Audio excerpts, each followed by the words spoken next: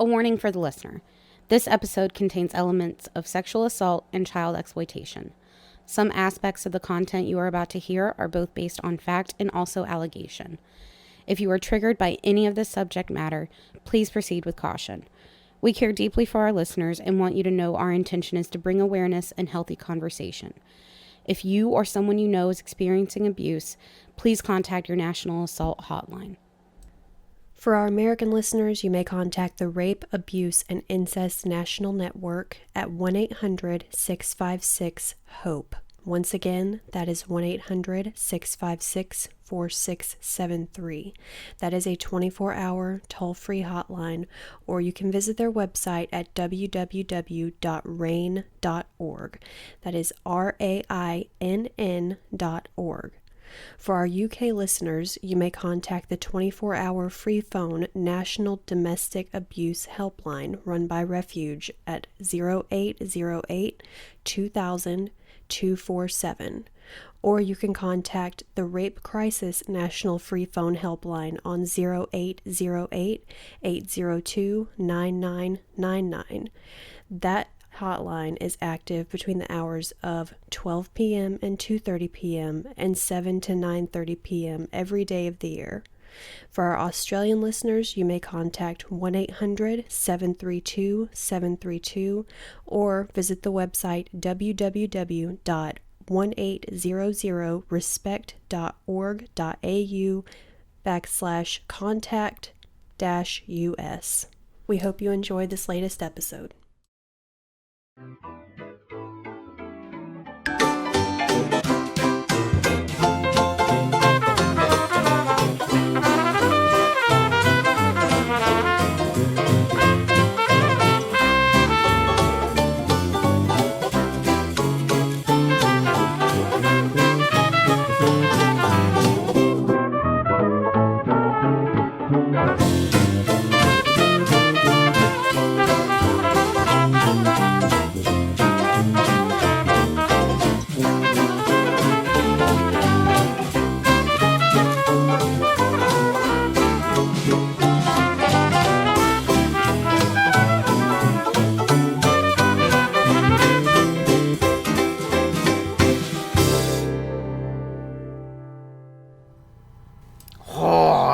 The dot. Hell yeah. Yes. That's the first time you've been right on the dot, isn't it? Oh, It only took 12 episodes of the season. It only took 12. Is that the new record for fastest roast Ryan ever? I think it is. See you next week, guys.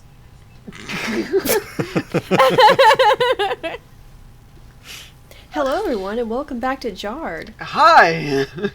Hello. Hi. Oh, I don't think I'm ever going to recover from that. okay, let's move past it. Never. Okay? Yeah.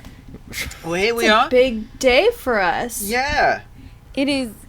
It's a huge day for us. Hold on. Season finale. I was going to say, there's two things. We've got a season finale, and I thought you meant big day for you guys because of what's just happened in the US. But Well, I mean, I know historically we don't really get into politics on the show, but we don't, I feel it would be remiss to If we didn't at least mention not it. address what happened today. I mean, so Biden won. Everyone knows that, except Trump. he ain't got a clue. So we're celebrating tonight. I got a giant pizza and I bought some blueberry wine, and I was hoping it was blue, but I couldn't tell from the bottle, and I looks poured it. kinda It's not. purple. I'm just gonna make believe that it's blue, much Aye. like Trump is make believing that he didn't lose. He's got to make So- himself feel good somehow, you know? And that's his delusional way of doing it. It's I have great energy right now. I feel like a lot of the country does too, but a lot of people are really pissed. Obviously. But regardless of anyone's stance on any of this, today was historical for many, many different reasons. Incredibly. I mean, Biden got, the most votes of any presidential candidate of all time ever in history. Nice. And then you got Harris. She's the first woman VP. She's the first black VP. She is the first South Asian, I think is what it says she was, VP. Wow. This is the first time in our life that a president has only served one term. Really? Every president that we have had has served 2 terms. Clinton served 2, Bush served 2, Obama served 2. Trump is the first one in our lifetime to only serve 1 term. Wow. Yeah. That's says a lot. And I thought Obama did 3. you can't do 3. You can only do 2. Can't do 3? I wish. Okay. I wish. Everyone wanted him to do a third one, but you can't. Well, I mean, all those things aside, today's Saturday. Election day was Tuesday. We are, Wednesday? 4 days past Election day. And we only just found out today. Aye. Yeah. We got, I mean, there's still counting happening, so, I mean, but I guess they don't feel like the votes that are left to be counted will really do much to change the outcome anyway. I mean, in terms of the Electoral College, they absolutely won't. I know that we're waiting on North Carolina. I know that we're waiting on, what was it? North Carolina and Georgia are the only 2 outstanding that have not been called. I mean, I know a bunch of other places are still counting, but I guess the margins have just been so wide that it doesn't really make a difference who the votes are for. You've never had so many people vote for an election. I gotta say, I'm for the first time in a long time, I'm very proud of my country today. Everyone, I guess, kind of saw what happened last time. Everyone was kind of shocked by the outcome last time. Like, no one really thought that he had a chance to win in 2016. I think it was only projected that he had like a 39% chance of winning. So when he won, everyone's like, what? And then you find out that, like, only half, if half, of Americans voted in the last election because they felt like they didn't really have any good choices, so they didn't vote. So it was really, really nice to see those numbers rolling in and to see that a lot of people learned their lesson from last time. And actually cared to make their voices heard no matter what it was.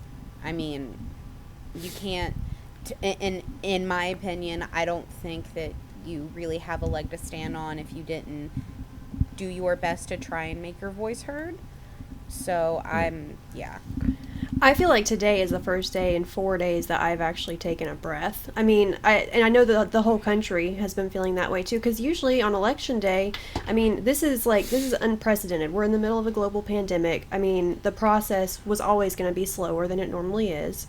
But any other election day where there's not a pandemic going on, I mean, you have a pretty good idea of who's taking it by the end of the night, by the end of Tuesday night. Yeah.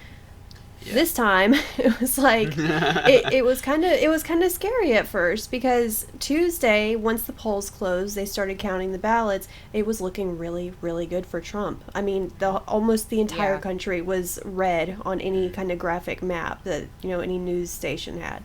And it was, I just went to bed. I'm like, oh my God, like he's gonna take it again. Like I was just defeated. I was so scared. I'm like, oh my God. And then the next few days, as the absentee ballots or the mail-in ballots started rolling in, it's a stat that more Republicans, they're more likely to vote in person versus Democrats, who are more likely to mail in their ballots. Right. So a lot of news stations early on, my camera's frozen again. It's fine. I'll fix it. Anyway, a bunch of news stations early on were talking about what they were calling a red mirage, which the in-person votes in most states were what got counted first.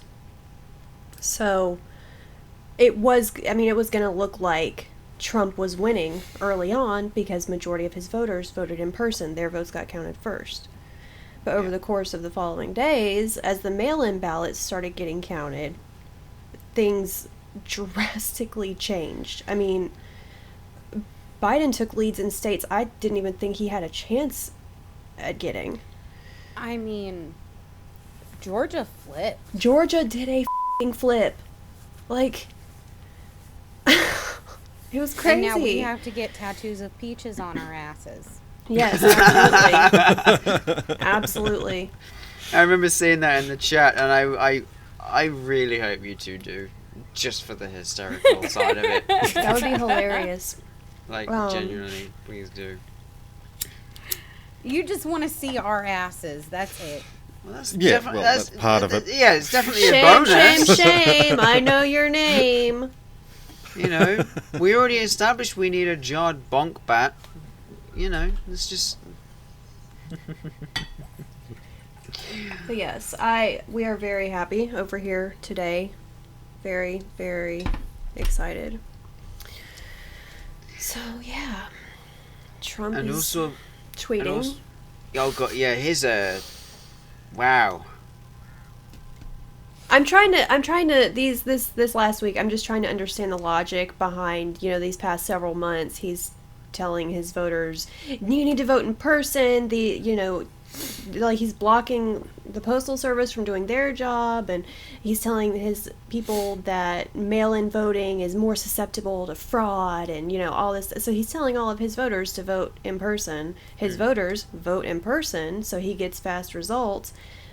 But then the people who aren't voting for him are mailing them in, and he's like, "What? Yeah. This is fraud." I mean, like, what did he? Yeah. What? You told your people not to mail in ballots. That's why you're not getting any. I mean, what the? Exactly. He straight up panicked. Like, the past couple of days, as an outsider, he's straight up panicked and tried. It's been a scramble. Yeah, everything he said now. I mean, even, correct me if I'm wrong, even news outlets on your end, like when he was doing live statements and talks and whatever, they just cut him off. Like the news channels cut him off because it was just all mumbo jumbo. Yeah. He has started this conspiracy within his fan base, supporter base, whatever. He started this conspiracy that there is, just rampant voter fraud running afoot right now because of what happened. I mean, you can't tell your people, vote for me in person and then be upset that none of the mail-ins are for you. Yeah. I mean, it's just, that's why there's... he's been scrambling. He prematurely announced victory Tuesday night once he saw the red mirage. That was hilarious. Once he saw how many states had gone initially red, he announced victory Tuesday night, which the president cannot do that. No. The president does not make that call. So there's that. He's been spreading these theories the last couple of days, getting people to get on board with the whole voter fraud thing. There's videos of people burning my ballots and, all this shit. It's just like, dude, come on. I mean, no matter what you think about the guy, no matter what policies of his you agree or disagree with, or him as a person or how he's been as a president, there is no denying that in the last 4 days this is probably the most unpresidential a sitting president has behaved during an election. Correct. I mean, it's unacceptable. It's like, dude, like The rest of the country's moving on, he's not. He's just gonna get left behind. So he's literally being a petulant child, and it's hysterical. Really is. Anytime he has felt like he's being wrongly criticized or judged or anything, he'll just start spinning these conspiracy theories for his base, and he puts them out there. They listen to him, they believe him, and they just run with it. And that's how you end up with all these wild and bizarre like rumors and articles that your conservative aunt is sharing on Facebook. I mean, yeah. So anyway, I'm glad that's over with. Yeah, the world is moving on. Trump needs to get on board. I mean, my only concern is what he might try to get done with what little time that he has left, and that's a concern as well. Whether he might use that for good or not, and I have this eerie suspicion and that he's going to try and find a way to exonerate himself from his taxes or any, like, I just feel like he's going to try and find a way that he has a cushion when he's out of office, that he might not face troubles for what all has happened during his presidency. If he gets in trouble for nothing else, I at least want him to be punished or something for the rape thing. Right. He and Jeffrey Epstein, they were in on that together. So, there's that. Yeah. But, I mean, if nothing else, I at least want to see something happen with that. And as far as, you know, the remaining time of his presidency, everything the president does, it has to go through Congress, it has to go through the Senate, all, you know, all those different levels. I hope I'm not wrong. I hope I'm not, like, you know, I'm not speaking out of turn, but kind of jinxing it. I don't know how much he would be able to get done with the time that he has left, knowing that he has to go through all those different levels to get anything done anyway. Right. Yeah. It's So, very hard for him to pass anything there. he needs to move on. it's- The country's moving on. He had his chance to gracefully concede, and instead he is choosing to spread his little conspiracy theories like wildfire. So, there's that. Hey, at least his conspiracy theory means something we can jump onto. Well, Yeah, I'm not going to waste a whole episode on voter fraud. well, not only that. Yeah. I've just realised now, considering today is the finale. I mean, we wouldn't be able to do it anyway. So We're all out of conspiracies over here, bitch. for now. Yeah, just give Trump, you know, Twitter for another year or so. I'm sure we'll have some more. Oh, we'll definitely. Oh god, yeah, we'll definitely have some more. Well, very special episode today. Me and Aye. Amber are both going to be operating this heavy machinery. Oh, yeah. Heavy being the operative word. Heavy being a very, very operative word here. Yeah. Yeah. Every time I saw, like, the warnings for heavy machinery on, like, medicine and stuff, You I always immediately thought of, like, a think forklift. Forklift. Yep. You immediately is think that? forklift. They obviously just mean a car, right? Yeah. Car, Yeah. a vehicle of some sort, heavy machinery, anything that has got large mechanical moving parts. That, Honestly, Anything forklift. that could cause serious injury to someone. yeah. Yeah. I always thought of a forklift. Yeah, I always do as well. Well, that's scary. No idea why. But yeah. I don't like knowing that you and I have the same train of thought on that. Moving on. So, I'm going to go ahead and start this. Me and Ryan are going clubbing after this. Hell yeah, we are. Look at us. Dougie and Amber are home in their jammies. Look, I worked a Excuse 12-hour me, I'm shift gonna- today. I work a 12-hour tomorrow. dress shirt. Dougie's got a shirt on, but Dougie's got a dress shirt on and no pants. So Dougie's already been clubbing and is now in the after home stages. Whereas Jess, you wearing glitter? Is that glitter dress? It's sparkly, yes. Sparkly, yeah. I got my blue and gold leaf jacket on. I'm all shiny, sparkly too. Yeah, we're I tried my best to duplicate my Zepeto outfit, but I can't do the high ponytail. My hair, the way my hair, yeah, it just does not do that. See, so. I would have loved to have tried to recreate mine with the pink, glittery, sparkly full suit. There is no way I'd be able to bring one of those home. Just no chance I'd be able to bring one of those home. So this is as good as we're going to get. Secretly, he's already got it in his closet. I'm not opening that whilst we're recording. That's staying closed. I'm shaky head. Well, tonight, Amber and I are going to talk about the obvious pedophilia within Hollywood. Yeah. Child exploitation. And the people that just let it happen without, you know, doing anything about it, just turning a blind eye to it. We're not dipping into the whole Pizzagate thing or like the QAnon thing because I wanted to say when I first thought about the idea for this episode, I admittedly I did not know very much about Pizzagate. So when we were trying to start the research on this early on and we were going that route and we realized that it maybe pushed an agenda that we did not want to push. So we scraped that idea entirely and said, nope, this isn't what we're going to talk about. Right. And, then we came to the conclusion that, well, we know of people who are in trouble in Hollywood for these certain things related to.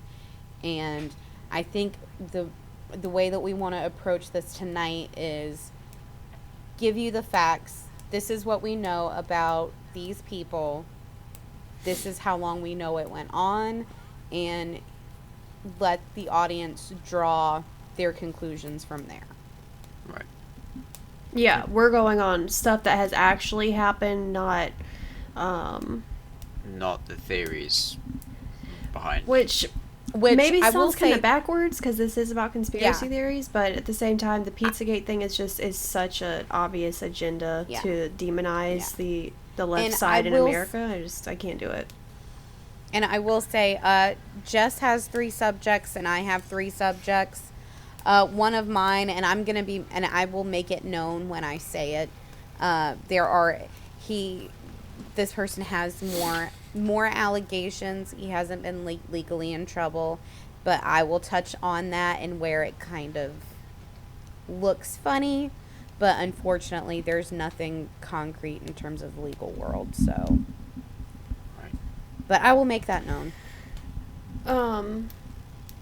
Well, I'll go ahead and start. The first one that I'm going to be covering is Harvey Weinstein, which pretty notable. Probably the meatiest of my 3 subjects, just because there's so much that happened with him. He was so well known. There's just a lot to kind of not uncover, but just to look into, honestly. I'll go ahead and say right now my sources for the Weinstein portion of this would be Wikipedia, Insider, Flair, and BBC. His is weighty. So, Harvey Weinstein, he is a former film producer and convicted sex offender. Dougie and Ryan, do you know who Harvey Weinstein is? Yes. Oh. What the fuck? Sorry! Hang on. Oh, excuse me. I don't bother Googling it. I researched all the information right here. No, but I need to see. Harvey and his brother Bob Weinstein co-founded Miramax in the late 70s, which, if anyone remembers, Miramax was this huge movie production or distribution company. Yeah, shut the up. Miramax was responsible for films such as Pulp Fiction and Shakespeare in Love. Mm-hmm. After they released Sex, Lies, and Videotape in 1989, Miramax was kind of catapulted to become the most successful independent studio in America. Wow. In 1993, Disney offered the Weinstein brothers $80 million for ownership of Miramax. They agreed to the deal, but only under the agreement that they would remain the heads of the company. So in 1994, that's when Miramax released Pulp Fiction, which was its first blockbuster, and they also distributed Clerks. I don't know if you guys have seen that. Hilarious. Yep. Yes. Pulp Fiction was nominated for an Academy Award in 1995, and The English Patient, also released by Miramax, took home the Academy Award for Best Picture in 1997. Following this, Miramax released both Good Will Hunting and Shakespeare in Love, both of which won several awards. So Harvey and Bob, they left Miramax in 2005 to start their own production company called the Weinstein Company, which I can still see the little logo in my head. Like, yeah, you turn on one of their movies and it's like the black and white, and yeah. So they were joined by several other executives, including Quentin Tarantino, Robert Rodriguez, and Colin Vaines, who had run the production department at Miramax for 10 years prior. Over the course of the years, Weinstein acquired a reputation of ruthlessness and aggression. He once put a reporter in a headlock and threw him out of a party. Wow. Okay. I didn't know Fucking that asshole. part. In 2009, Weinstein publicly voiced opposition to efforts to extradite Roman Polanski, who I will be getting into later. Weinstein, his company, they distributed the movie, well, documentary, or I don't know. But anyway, it was called Roman Polanski Wanted and Desired. It was a film about the Polanski case. Weinstein questioned whether Polanski had even committed any crime, which I will get into later. Just to kind of drive home how well known and respected Weinstein was within Hollywood during his career, there was an analysis of Academy Award acceptance speeches that spanned from 1966 to 2016, and they showed that Weinstein had been thanked in 34 different speeches, as many times as God, and second only to Steven Spielberg, who had 43 mentions. In October 2017, that's when hit the fan for Harvey Weinstein. The New York Times and the New Yorker, they reported that more than a dozen women accused Weinstein of sexually harassing, assaulting, or raping them. Many other women in the film industry subsequently accused Weinstein as well. I will get into those later, because there are a lot of names on there, and they are all very familiar. I had no idea that even half of them had come forward about him. As a result of this, or of these accusations, Weinstein was fired from his production company, he was suspended from the British Academy of Film and Television Arts, he was expelled from the Academy of Motion Picture Arts and Sciences, and he resigned from the Directors Guild of America. The LAPD, or the Los Angeles Police Department, they opened up a criminal investigation into the rape allegations, and similar investigations began in New York and London. Shortly after those accusations surfaced, literally like maybe a week or two, his wife announced that she was leaving him, and she divorced him in January 2018. So 3 months later, they were divorced. She got on that quick. Yeah. So Can't say I blame her. Well, no, no. absolutely not. No. Ronan Farrow, is that that links Yep. to yours? Okay. Ronan Farrow reported in the New Yorker that Weinstein hired British-Israeli private intelligence firm Black Cube in order to stop the publication of the abuse allegations. Using false identities, Black Cube private investigators reportedly tracked and met journalists and actresses such as Rose McGowan, who accused Weinstein of rape. Weinstein reportedly had Black Cube and other agencies target or collect information on dozens of individuals and compile psychological profiles that sometimes focused on their personal or sexual histories. Really shady guy.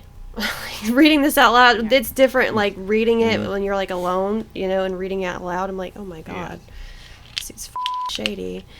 So the allegations surfacing, they began a wave against sexual harassment in Hollywood and in the U.S., just in general, which it came to be known as the Weinstein effect, or that's what it was called.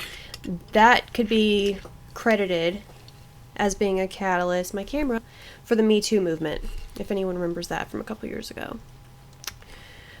Weinstein was charged by New York police with rape, criminal sex act, sex abuse, and sexual misconduct for incidents involving 2 or more women. He was arrested on May 25th, 2018, surrendering to police that same day. He was later released on $1 million bail. Whoa. His trial was set for January 6, 2020. On that same day, he was also charged in Los Angeles for raping 1 woman and sexually assaulting another in 2013. Now, the Harvey Weinstein side of it, it's not that he's necessarily a pedophile, but he is a rapist. So,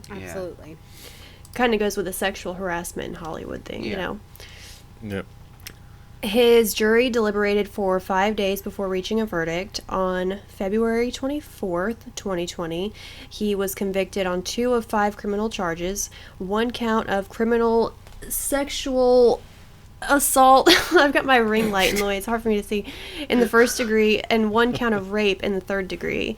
The jury found him not guilty in regards to the predatory sexual assault charge, which could have landed him a lifetime imprisonment.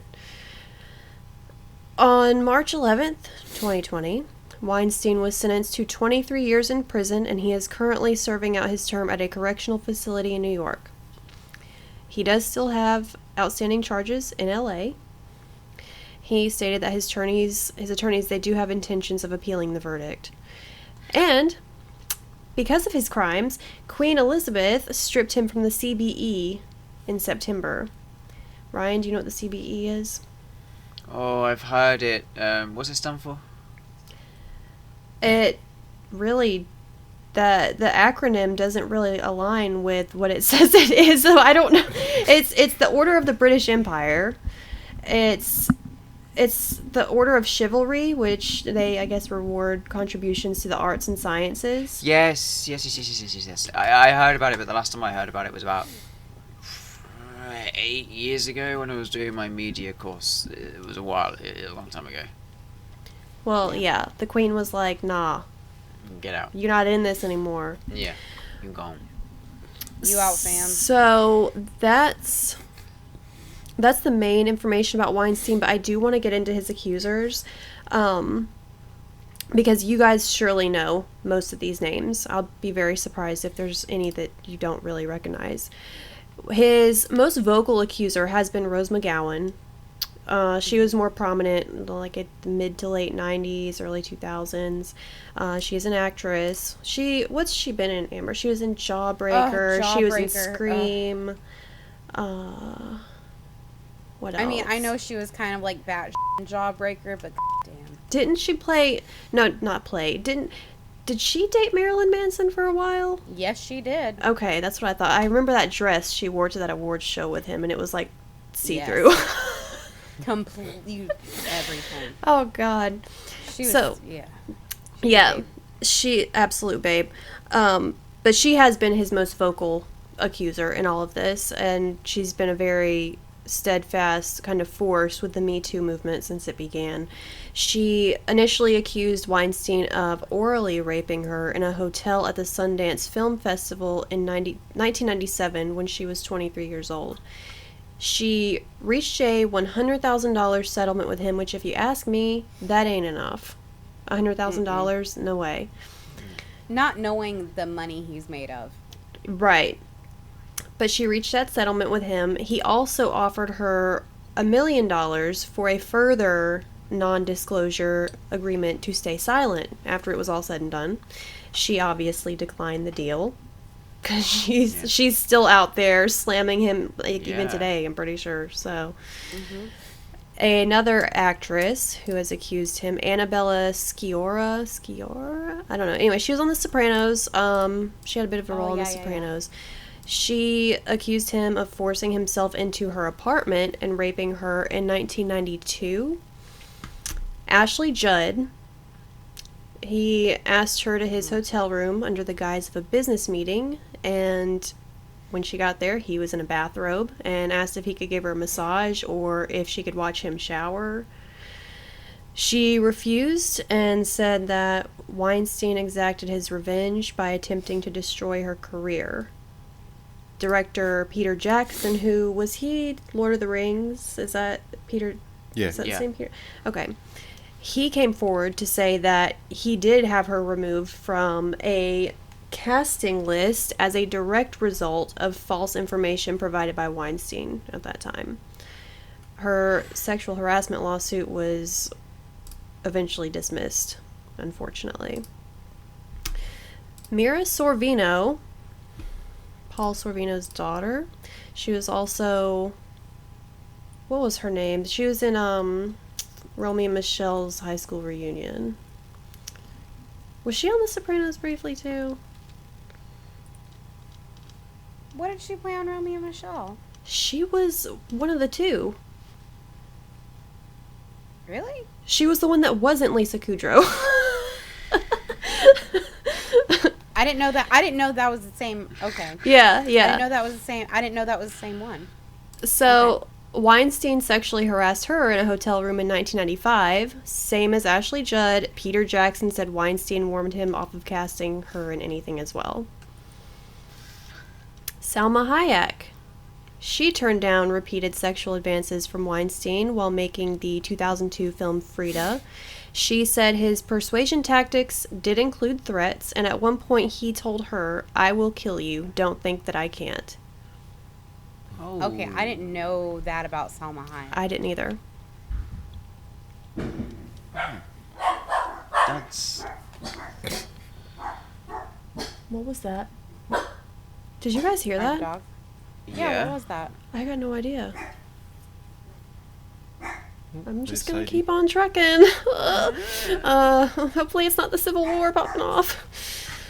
Asia Argento, another actress, she says she reluctantly agreed to give him a massage in a hotel on the French Riviera, but he then raped her. Gwyneth Paltrow. Weinstein...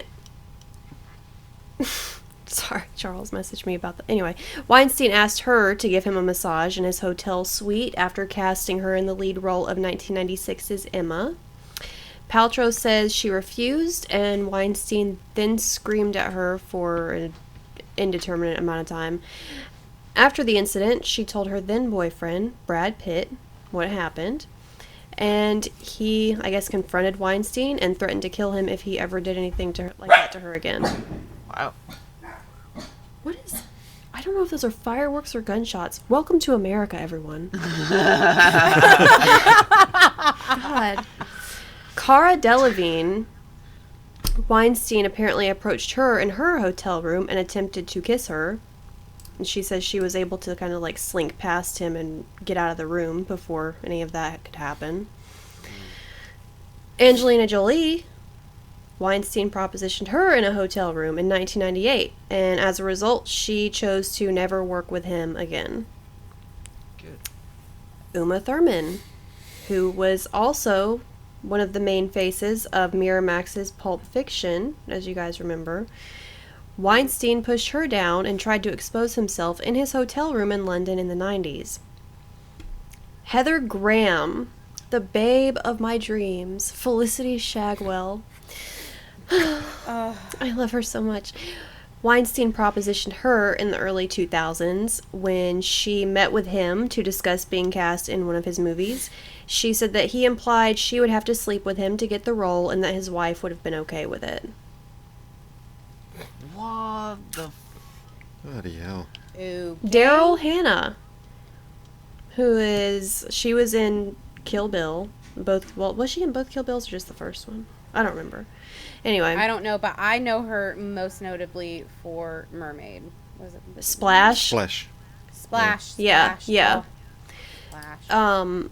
He made repeated advances during promotion for Kill Bill and its sequel. He tried to get into her hotel room on multiple occasions, one time even obtaining a key and letting himself in.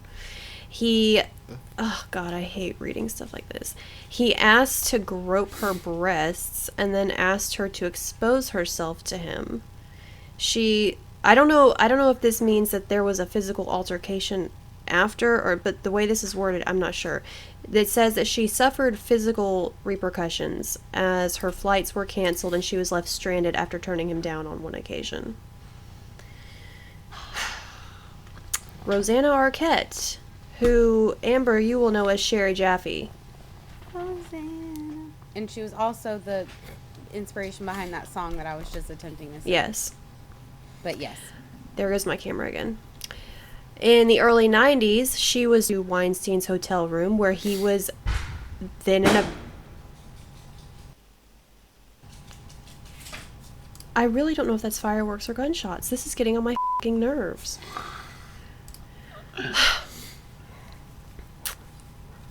Where was I? He was in a bathrobe again and asked her for a massage.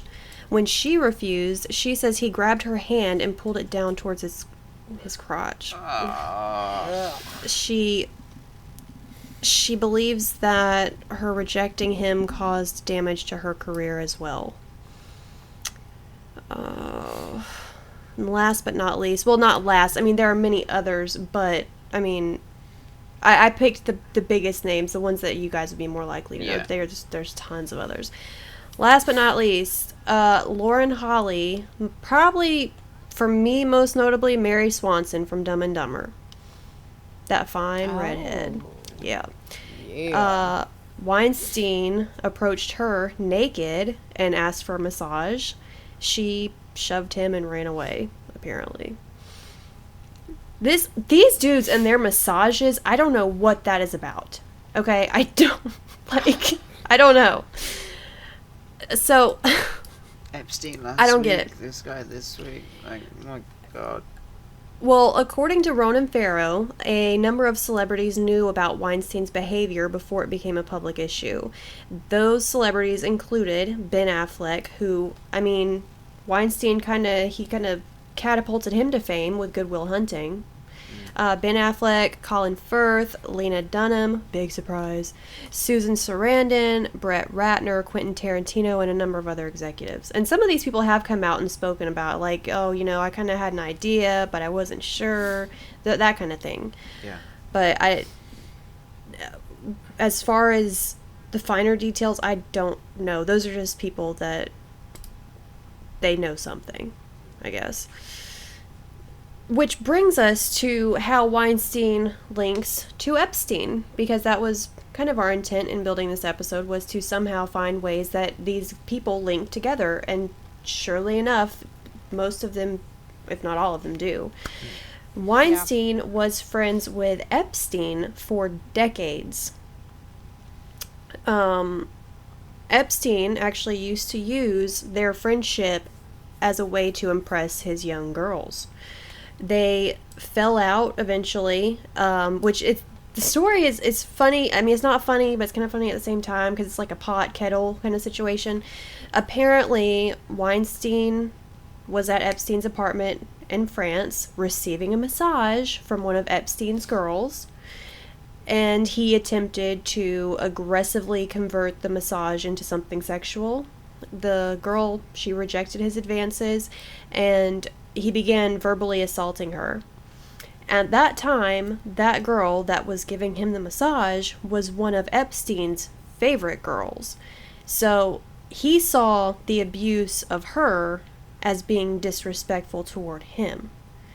So he then kicked Weinstein out of the apartment and told him he would never be allowed back. And that was the end of their friendship, I guess. I'm like, you're abusing these girls too, and you're like telling your friend, hey, don't abuse these girls? That's my job? Like, what the f***? That makes... Yeah. Oh my god. These dudes are wacky, I'm telling you. But it also gives you the idea of, well, it's okay if I do it, but it's not okay. Do as I say, not as I do. Like that. Exactly. Yeah, like that sense of entitlement is just baffling. Yeah. I mean, you hear that story with no context, you know, like you don't know who Jeffrey Epstein is. You're like, oh man, that guy's great. He sounds like a hero. This guy was like, you know, abusing this girl, and Jeffrey Epstein was like, no, not in my house. Get out of here. Yeah. But then when you know the finer details of it, you're like, dude, But 5 you do the minutes after same he's shit. gone, he could be... like, Yeah. it's crazy. But of course, with Epstein, he took it as more, you know, of a personal thing towards himself than how it would affect the girl herself. It was more like, you know, Yeah. I don't care about how it affects her. You're disrespecting me. Like, that's just... Yeah, that's just... So I mentioned earlier that Weinstein... I believe it was that the Weinstein Company released that Roman Polanski film, and he wasn't even sure that Polanski had ever even committed any crime. That... In my research, I've found varying or conflicting feelings from both Weinstein's side and Polanski's side. Weinstein's side kind of made it seem like, you know, he supported Polanski, or was like he backed him. I mean, he was voicing, you know, opposition to having Polanski extradited back to the States. And then on Polanski's side, the research showed that Polanski felt like Weinstein had it out for him. Anyway, I'll get into that. But that's kind of the connector of those two, I guess. I didn't really find anything in depth about any sort of actual relationship or, friendship that they had. It just seemed like a bit of a conflict. I don't understand or know what kind of ground they're on with each other. Roman Polanski, does anyone here not know who he is? Ryan, again, of course. Okay. Duh. Hang Dougie, on. you good?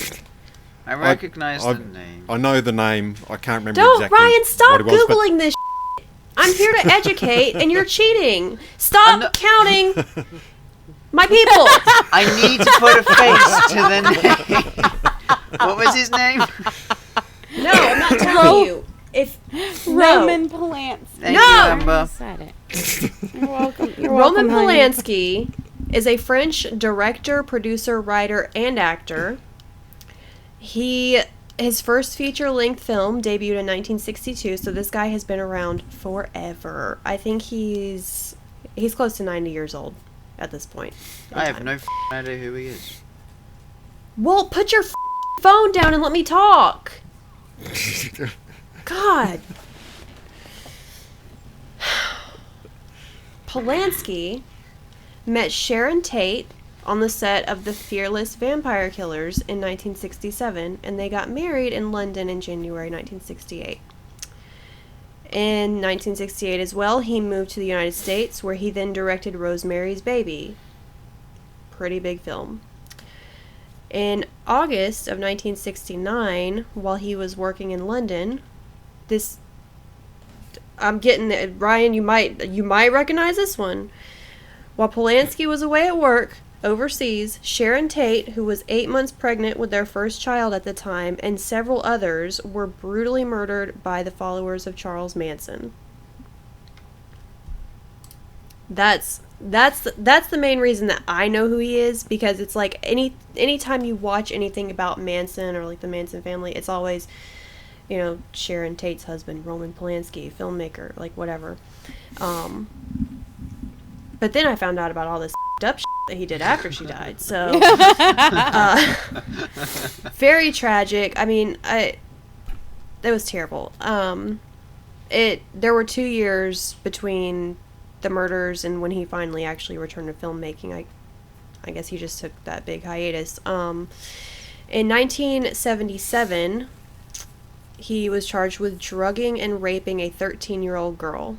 He pleaded guilty to a lesser offense of unlawful sex with a minor. Which is rape. I mean, call it what it is. Yeah. That's rape. He was indicted on... can't consent. That's... Yeah, and he drugged her? Like, what the fuck? That's not sex. That's rape. He was indicted on 6 counts of criminal behavior, including rape. Many Hollywood executives came to his defense at that time. Polanski agreed to a plea, which would dismiss 5 of the 6 charges.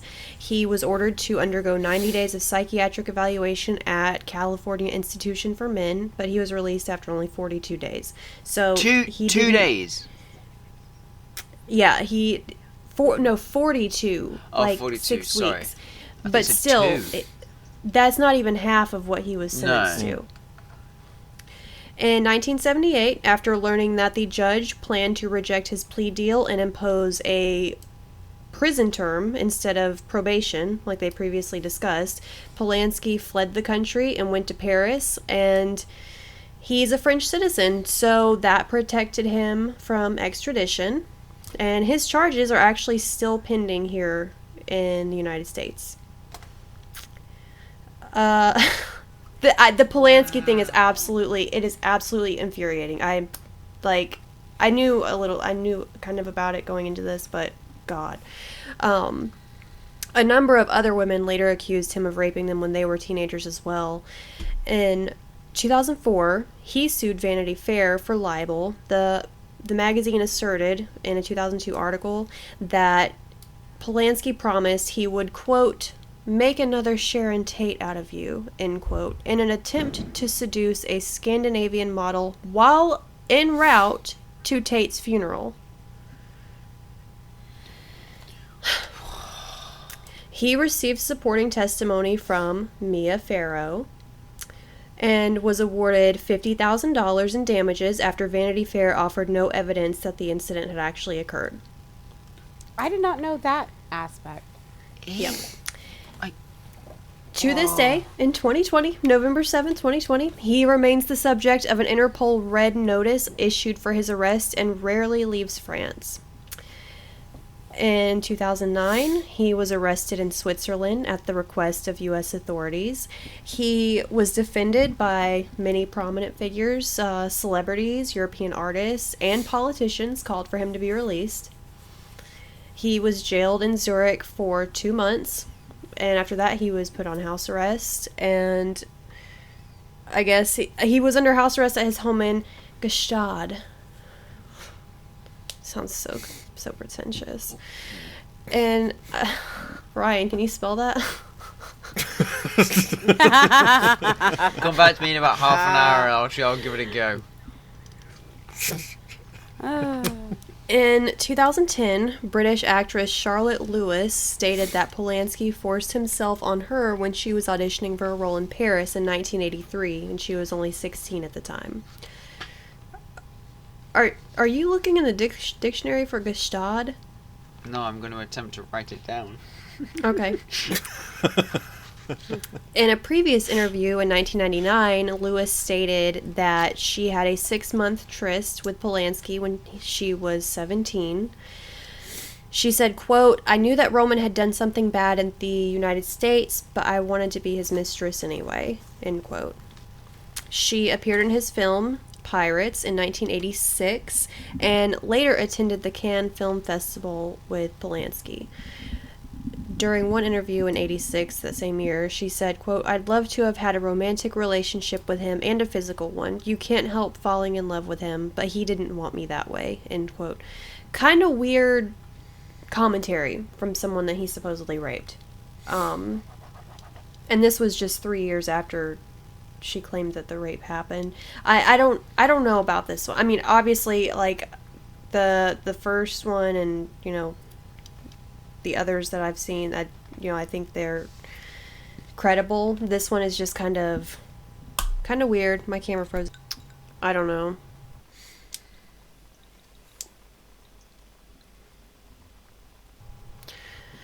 Oh, I love this. It's awesome. In July 2010, the Swiss rejected the U.S.'s request for extradition. They declared Polanski a free man and released him from custody. In 2011, Polanski released Roman Polanski, a film memoir, which debuted in Zurich.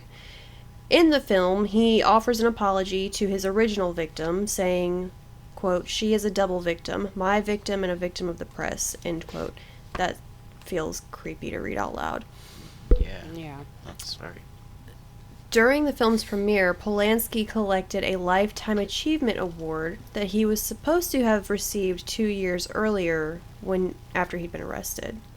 So that's great. In 2015, a Polish judge denied another request from the U.S. calling for Polanski's extradition, saying that it would be obviously unlawful.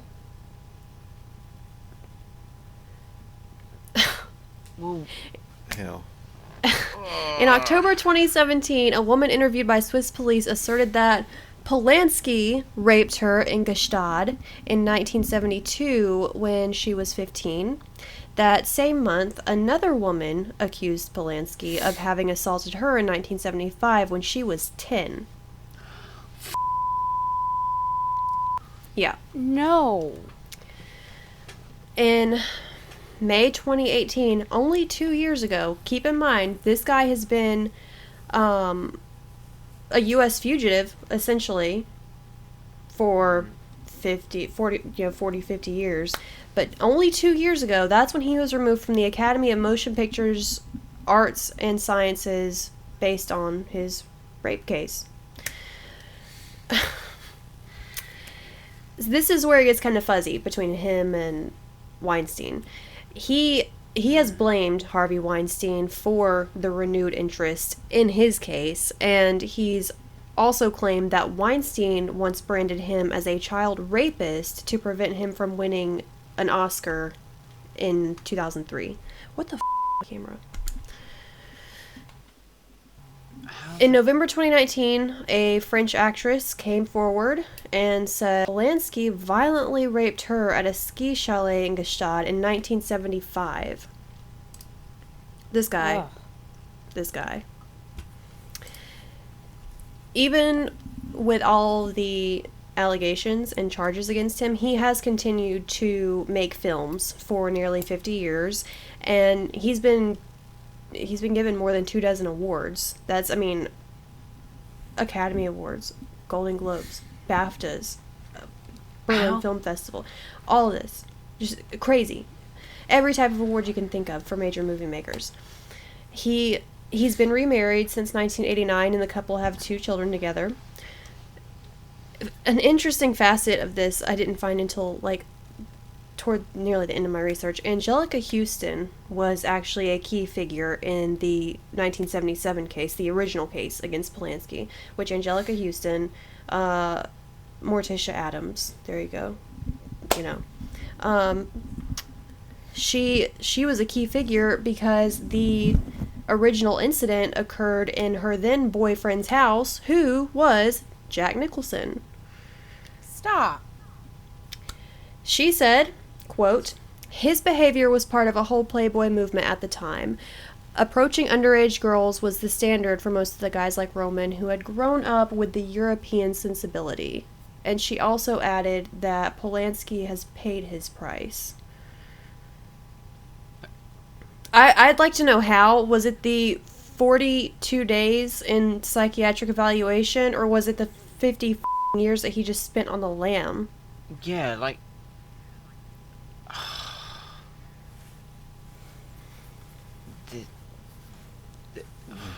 this is a lot to process in.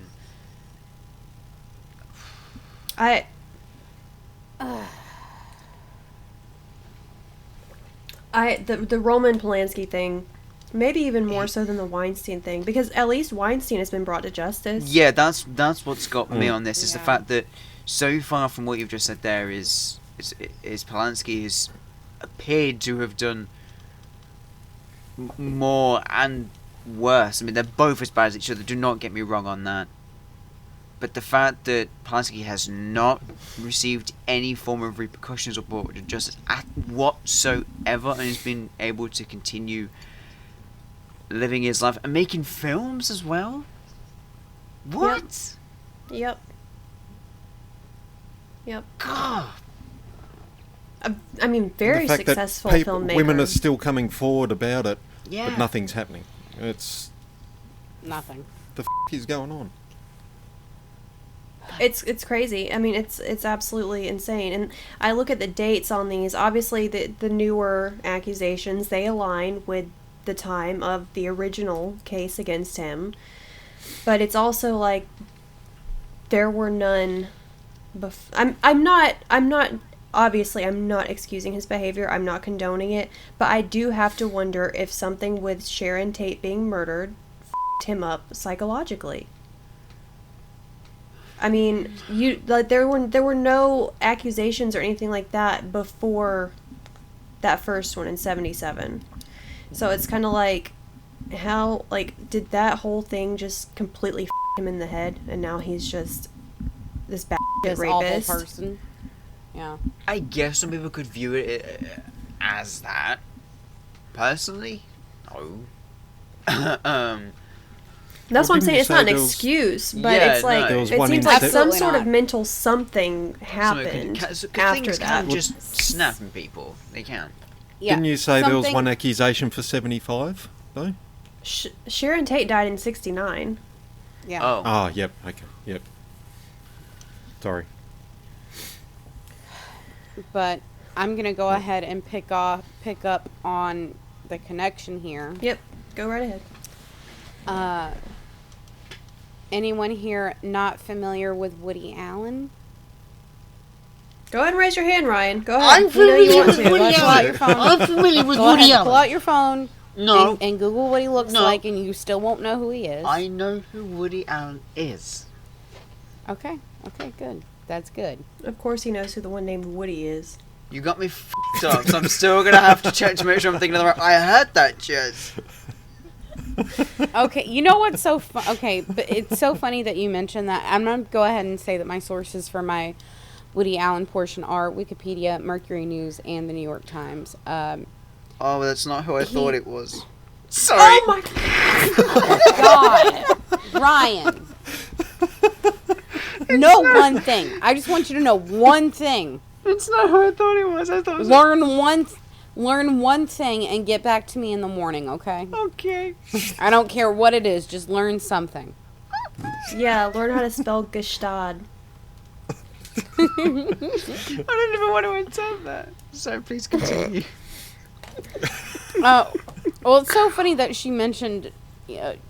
Anyway, his name isn't Woody Allen. He was born Alan Stewart Konigsberg. I don't know that I'm saying that right, but that's what it looks like.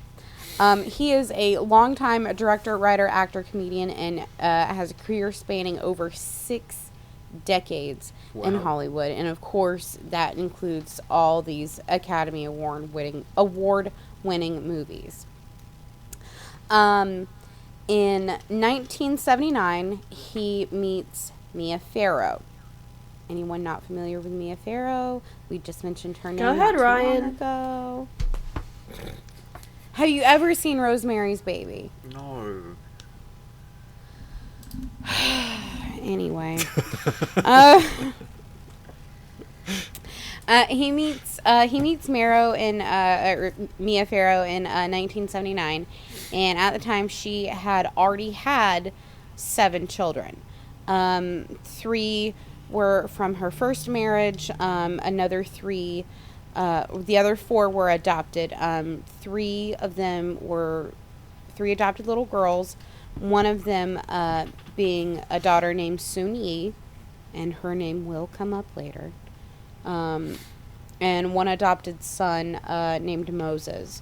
In 1985, Mia adopts another child by the name of Dylan Farrow, daughter. At the time, Woody Allen wasn't on the adoption papers for Mia Farrow when for Dylan when Mia first adopted her. In 1987, Ronan Farrow is born, which is, I'm assuming, the son of her and Woody.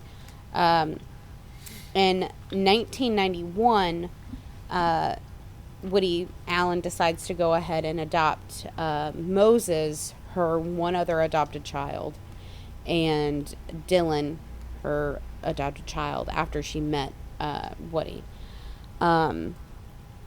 According to court testimony, on August 4th of 1992, Allen visited the children at Mia Farrow's home. The following day, a babysitter claimed that she witnessed that Dylan was sitting on the sofa and Woody was kneeling on the floor, facing her with his head in her lap. When Mia confronted Dylan, Dylan alleged that Allen had touched her in her private parts when her and Woody Allen were in the attic together. At the time, this would put Dylan Farrow at the age of 7. Oh my God. Yeah. This wasn't really pleasant to take notes on. I'm just going to go ahead and throw that out there. I can imagine. Of course, Woody Allen denied all these claims. And as he's denying these claims, which I should go ahead and throw in that Mia Farrow and Woody Allen were never married. I did not know that. For whatever reason, I thought that they were married at one point. But But the entire time that all of this is going on, of course, Woody Allen's denying everything.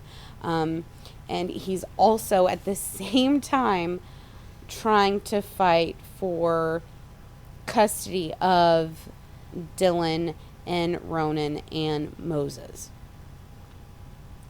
In 1993, after a 6-month investigation by the Child Sex Abuse Clinic of Yale New Haven Hospital, they determined that Dylan had not been abused. During the same year, after a 14-month investigation, it's concluded by the New York Child Welfare Agency of the State Department of Social Services that there is no credible evidence of abuse or maltreatment. The babysitter saw it, and Dylan herself discussed an incident. Yeah. Okay. Just making sure I've got all this right. Yeah. And I mean, after all it's said and done, I think he actually, I don't know that he rounded up with custody or if it was a shared thing. I didn't want to go too much into it. I just know that those allegations are very much there, but not a whole hell of a lot came from it. And, you know, I mentioned Ronan Farrow. I think whenever you brought up the Weinstein investigation earlier and his part in, you know, getting that to the light, I remember hearing him one point saying that, you know, what happened with his sister after speaking with it, because I think they had a very tumultuous relationship maybe up until maybe within the last 10 years or so. And I think that I remember him saying something vaguely about like what happened to her with Woody Allen was one of his inspirations for wanting to make sure that something got done. Understandable. Correct. Now, I will go ahead and bring up Soon-Yi, which is Mia Farrow's adopted daughter, one that she had adopted prior to meeting Woody Allen. In January of 1992, Mia Farrow finds nude photos of Soon-Yi in Woody Allen's home. Allen admits to taking the photos the day before, claiming that it had been approximately 2 weeks since his first sexual encounter with Soon-Yi. Soon-Yi was, at the time, asked to leave her summer camp, which, at the summer camp, she spent most of her time on the phone with someone by the name of Mr. Simon, who, of course, was found out to later be Woody Allen. Woody Allen was later quoted as saying, "I am not Soon-Yi's father or stepfather. I've never lived with Mia. I've never in my life slept at Mia's apartment. And I've never used to go over there until my children came along 7 years ago. I've never had any family dinners over there. I was not a father figure to her adopted kids in any sense of the word." He really saw no problem with their relationship at all. He did not think it was problematic. And he declared their love to the world, and they were later married in 1997. When Soon-Yi recounted her first, she recounts her first friendly, like, interaction with Woody Allen. This is so, what I'm about to say, it's grooming at its finest, and I whoever listening, I just want you to know what it sounds like. She was in 11th grade, and she got injured during playing soccer. She like hurt her knee or her ankle, I don't know, but it became a time where basically Woody Allen just had to kind of take care of her and take her to school. And that's what she claims is her first, like, friendly encounter with him, is him taking her to school and them bonding. And then shortly after, he starts taking her to, like, Knicks basketball games in New York. And just, It's gross. Yeah. And of course, they're photographed at these games, and it continues on up until like 1991, until she goes off to college, and then that's when things start happening in 1992 when Mia finds those photos. I will say So- this about that situation. I remember being, preteen or just barely a teenager, 12, 13 years old, something like that. And I used to always make my mom, every time we went to the grocery store on a Sunday, I always made my mom buy me Us Weekly magazines, that little tabloid.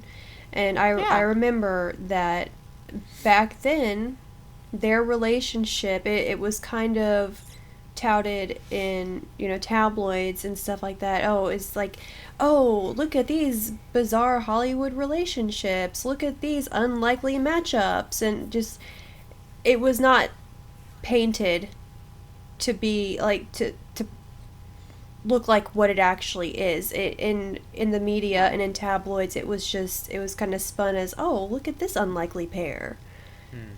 Listen to the crazy beginning of these relationships, and it's baffling. Yeah, it's not. Which, I mean, in the publication world, they're not. I'll leave that alone. I did want to find, and I absolutely did.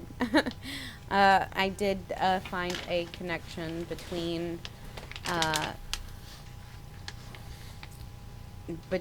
Woody Allen and Weinstein for sure.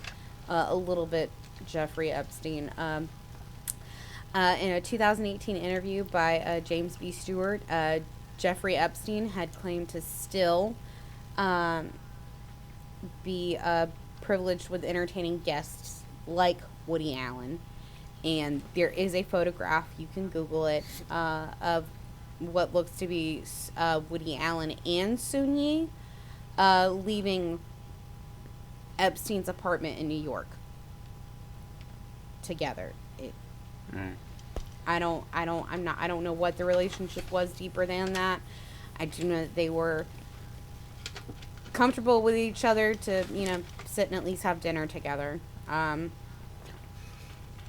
Woody Allen also, he claimed while working with Weinstein that he claimed to never hear or see any misconduct.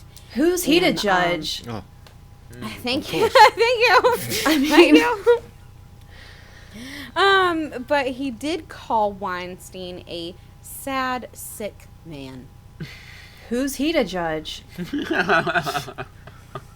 But then also in the same statement, he warns of a Salem witch hunt mindset, saying you also don't want it to lead to a witch hunt atmosphere, a Salem atmosphere, where every guy in an office who winks at a woman is suddenly having to call a lawyer to defend himself. That's not right either. Oh. Don't wink at anyone, you sick. Oh God, he's one of those guys who's like, oh, I can't even flirt with girls anymore. Like, Yeah. flirting No, is he's- and sexual he's- harassment. And he's definitely one of those guys that's probably like, hey, you should smile. Like, And let's not forget to mention that Woody Allen has chronically been 97 years old for our entire life. he really has. That just makes it That extra creepier. He's so old. He's so old. He's always just looked like an old piece of leather. That's true. But big facts. Oh my God, there's almost no alcohol in. Oh, never mind. Jesse just wasted an entire hour of drinking. I thought it said .13, but no, it's 13. Okay, I'm good. I was like, oh my God, there's virtually no alcohol in this wine. Wow. But that does conclude my Woody Allen portion of the notes. Oh. He's gross. Very. So gross. Why are all these old men so horny? That's so disgusting. They shouldn't even be able to get it up anymore. Like, go get some, like, That's what Whatever the Viagra's opposite for, of isn't it? Cialis is. I just want to know why men are gross in general. I'll go ahead and tell this little anecdote. I was going through my phone, and I finally figured out how you can look at message requests in your Messenger on Facebook. Very inconvenient. Okay, well, I have one from last year. I just noticed it tonight before I got on with you fellas. From a gentleman, I won't say his name, but he definitely said in the messages, me and Alan were laughing our asses off. He offered to eat my booty hole all night until I couldn't take it anymore. Bitch, you better tell me his name right now. Do I know this person? No, it went in my spam filter. I think that's why I didn't see it. But I was like, oh my God, damn, Let me look at Wow, we really that's- out here. We wow, that really is- out here. Wow. Spam. Oh, I don't have Yeah. any good spam. Oh no, yeah. have to say, If you go to we're your not message all request, like that. go to your spam. Yeah, I was gonna say, like, we're gonna hold our hands up and. The fact that I'm still attracted to men is proof enough that sexuality is not a choice. Facts. Well, so my last subject, he's lesser known, which, I mean, no one here has probably heard of him. I'll be very surprised. Me and Amber hadn't even heard of this guy until we were watching some documentary one night. But it's just, I kind of wanted to tackle this particular person physically. No, but in the show, because it kind of serves as proof that there are these kind of unknowns that just kind of slip through the cracks in Hollywood, and no one ever, it doesn't really make a difference to anyone what they've done. So this guy is Victor Salva. He is most notably the writer and director of the Jeepers Creepers franchise. And he also made Powder, that Disney, I think it was a Disney movie in the 90s about the albino kid, something like that. Mm-hmm. But most notably Jeepers Creepers. Me and Amber were watching that documentary and this guy's name came up and they're like, oh, he wrote Jeepers Creepers. We were both like, what the f***? Like, hold up. Like, how did we not hear about this? I love Jeepers Creepers, the first movie anyway. I thought it was brilliant. He was disowned by his family at 18 after he came out as being gay. His film career, it began in the mid-'80s. It was a very short-lived situation, this one. He was convicted in 1988 for sexually abusing a 12-year-old actor who starred in his feature film debut, which was Clown House, which he was also busted for possession of child pornography. Because I don't know about the entire contents that were discovered in regards to the child pornography, but I know that there was at least one occasion where I think he had recorded himself with the boy. So that's probably that counted as the child pornography, I would assume. Yeah, He pled guilty to lewd and lascivious conduct, oral sex with a person under 14, and procuring a child for pornography. He was sentenced to 3 years in state prison, but was released after only 15 months. He completed his parole in 1992. After how long, sorry? Released after how long? 15 months. A little over a year. What is wrong with every single justice system regarding every single one of these sick f***s? It's broken. It is Every absolutely, single especially one. Incredibly broken. And see, the thing that I've never understood, and I don't know if it's different, but I feel like having a statute of limitations on sexual assault or anything of that nature, I think that's bonkers. Yes, I think Fucking that's a lot of what happened probably in Polanski's accusers in that case, because I mean he had women all different countries that were accusing him, so it probably their countries had somewhat of a statute of limitations on accusations like that. But it's crazy. It's absolutely crazy. Yeah, 15 months on a 3-year sentence. 3 years, like. That's nothing. Whatever. That's not enough. It's nothing. He eventually wrote and directed Powder, as I mentioned before. At the time of Powder's release in 1995, his convictions became known to the public, and it was then that people began to call for a boycott of the film. Disney officials stated that they had only become aware of his crimes after production of Powder had already started. I don't understand how that's too late to do anything about it. Yeah, you can still stop. Right. Salva was, after the whole, calling for the boycott of the film, he was reportedly devastated, and he was quoted as saying, Oh no. "I'm gonna have to crawl in a hole. I'll never be able to walk out of my house again." Aw, shame.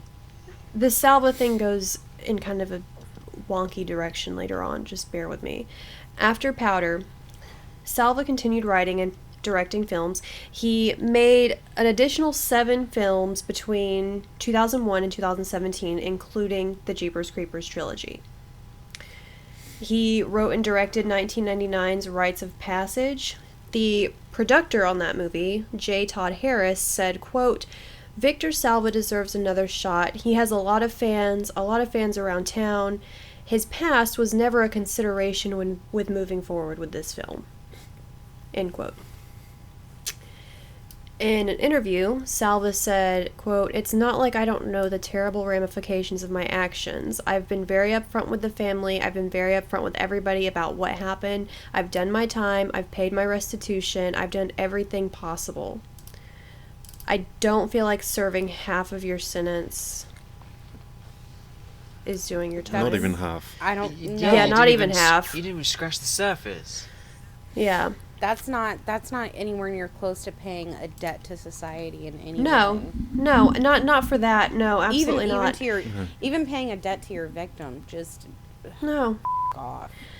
In an interview for LA Times in 2006, he said, quote, "I pled guilty to a terrible crime, and I've spent the rest of my life trying to make up for it. For almost 20 years, I've been involved with helping others. I've been in therapy, and I've made movies. But I paid my debt to society and apologized to the young man. All I can hope is that people will give me a chance to redeem myself."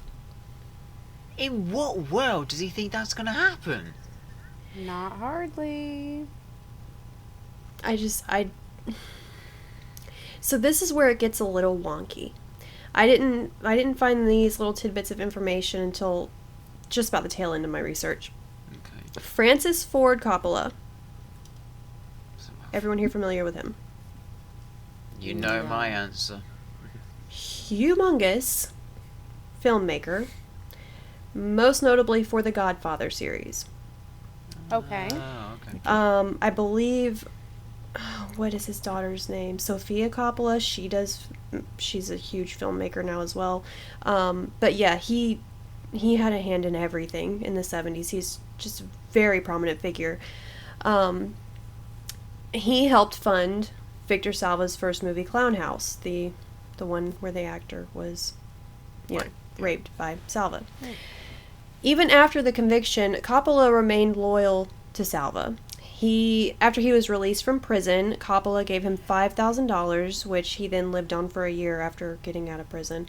Which, if you look up Francis Ford Coppola, it's like $5,000, dude. That's all you could have done. You're calling this guy a friend, and it's just $5,000. I mean, this guy has got to be worth tons of money.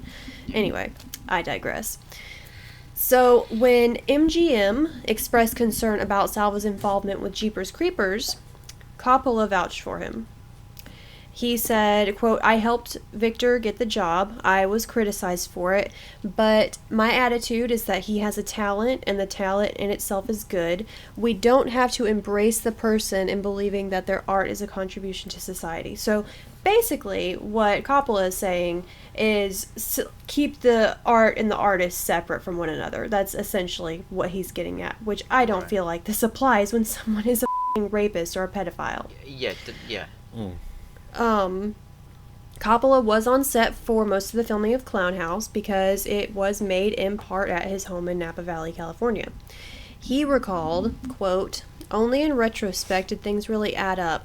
You have to remember," bear with me, it's getting wild, "while this was a tragedy, that the age difference between Victor and the boy was very small. Victor was practically a child himself. End quote. Here's the kicker for you guys. That's not the kicker. At the time of this crime, Victor was 29 years old. The child was 12. No. Yes. What? Yes. Hip.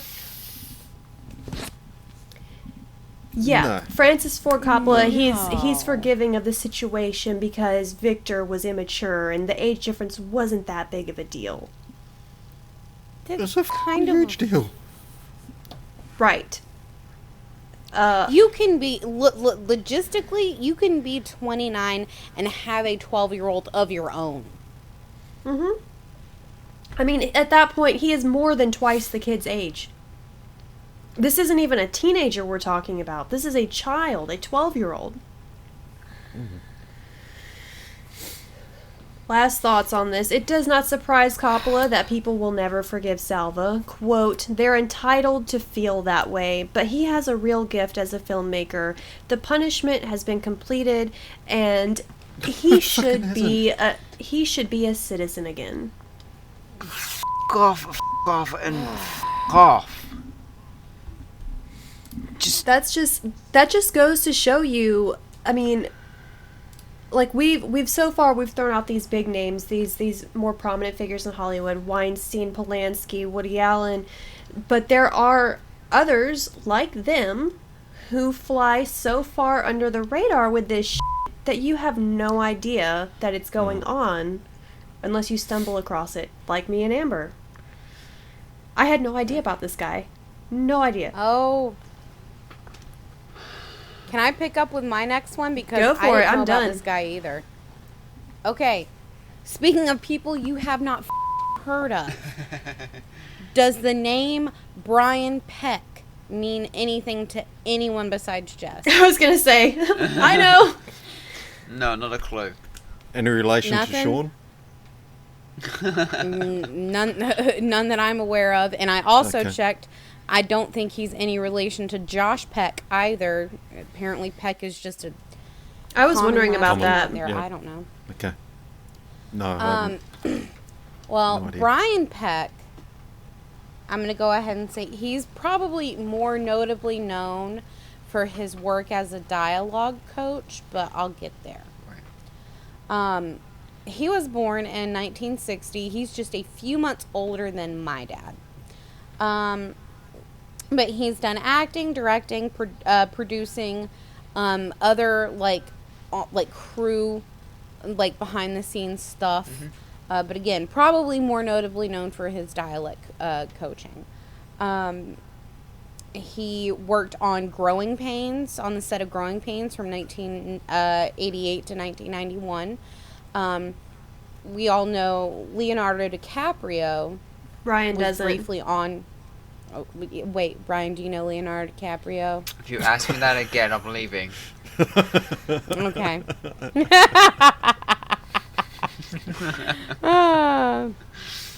But there's footage of Leonardo DiCaprio and Brian Peck on the set of Growing Pains back in 1991, and even their chemistry in that brief video that I saw, like they're just like playing around with each other and joking and anyway. He's also known a little bit in like the horror cult realm because he's the only actor that's been in all 3 of the Living Dead movies. Right. I mean, whatever, good on you, I guess. But he's done all this work on Children of the Corn, Good Burger, Kenan and Kel, Boy Meets World, The Amanda Show, All That, and Holes. The movie He's Holes? been, yeah, the Okay. movie Holes. I don't know if everything that I've named off, he's been around a lot of children. Right. Okay. So, in 2004, He is originally charged with 11 counts that include, this is going to suck to read, I'm sorry, boys. Lewd act upon a child, sodomy of a person under the age of 16, attempted sodomy of a person under the age of 16, sexual penetration by a foreign object, 4 counts of oral copulation of a person under the age of 16, oral copulation by anesthesia or controlled substance, God. sending harmful matter, and using a minor for sex acts. Fuck me. The child that was involved with this, for one, remained anonymous.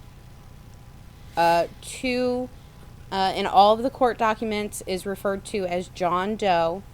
And the reason why this was, 1, because of his age, 2, he wanted to protect his image and his further career. The only thing that I know about the victim is that the victim was on a Nickelodeon TV show. I do not know which. Right. But I just named off four of them. So there's no telling. The Sweet Life. Did you mention that one? I'm getting there. Oh, okay. Sorry. Okay. Oh no, you're fine. Fuck. Yeah, it sucks. At the time that the incident happened, Peck had been coaching the victim at his home, and when the offenses happened, and then the parents ended up turning him in after they found out what was going on. I mean, naturally, of course. Well, yeah. But I just listed off all those charges, and there was 11 counts. That's just for one. He pled one guilty. victim. This is just one victim. One victim. Oh, I thought this was multiple. Oh. No, this is one victim. In the end, he pleaded to 1 count of a lewd act against a child and 1 count of oral copulation. The other 9 charges were dismissed. What? How? Wow. Yeah, it sucks. I'm sorry. He was convicted in October of 2004 and sentenced to 16 months in jail. And let me guess, he didn't serve all of them? From what I see, he did serve his time, but I think 16 something. months. That's just Yeah, but not- That's... it's still not enough. Like it was a 50, like it under the age of 16, so at least 15. It takes me 16 months to learn to spell a word. True. We know.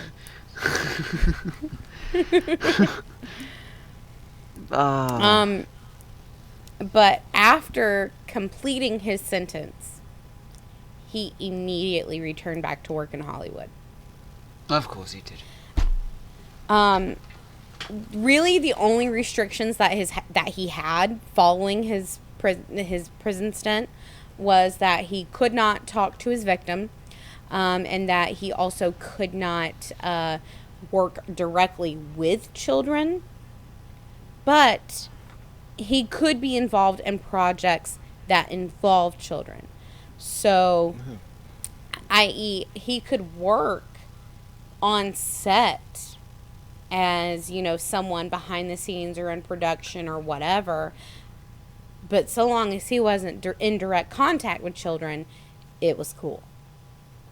No. So that brings us to what Jess was mentioning earlier. He voiced a role on The Sweet Life of Zack and Cody. I think he played like a mirror or something. He did 3 episodes of that. And that was between the years of 2006 and 2007. But since his conviction, he's been able to do other things and work in Hollywood. He's worked alongside Bryan Singer, who is a director who also has sexual allegations against him. I didn't go into it because I was already in so deep. But Bryan Singer, if you want to look it up on your own, it's out there. From what I gathered, his allegations, they were dropped, but it's out there.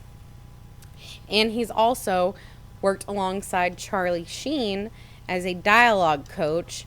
And I don't know anyone else's thoughts on Charlie Sheen. I'll give my opinion. I don't like him. I think he's skeezy. And I don't think he's a good person. It's a very good word that you use there to describe him. Yeah, very, very, very, very skeezy. I don't like him. But he worked along Charlie Sheen on the set of Charlie Sheen's TV show Anger Management in 2013. And he just boasted about his relationship with Charlie Sheen, saying, we're having a blast, and I adore Charlie. Of course you two would get along perfectly. Now, this is another thing that I need to add. Since his conviction, since he served his time, Brian Peck has appeared on screen where people can see him 17 times. To me, that's one too many. Yeah. And that's between movies and TV and short films. Part of everything that happened with him started just a thing. And in 2012, an organization called Biz Parents aimed to protect families within the Hollywood industry, campaigned and successfully passed the Child Performer Protection Act. But however, that keeps sex offenders from working directly with children, but it doesn't, unfortunately, protect them from working, I guess, somewhere around In the children. vicinity of. Right. In the vicinity. Now, Ryan's like, with "Run everything back." that I... Yeah. Sorry, I missed that. Say that again. No. But I'll hear it back afterwards. you'll hear it. Yeah. Now that just goes to say, I mentioned a lot of Nickelodeon shows. Yeah. Okay.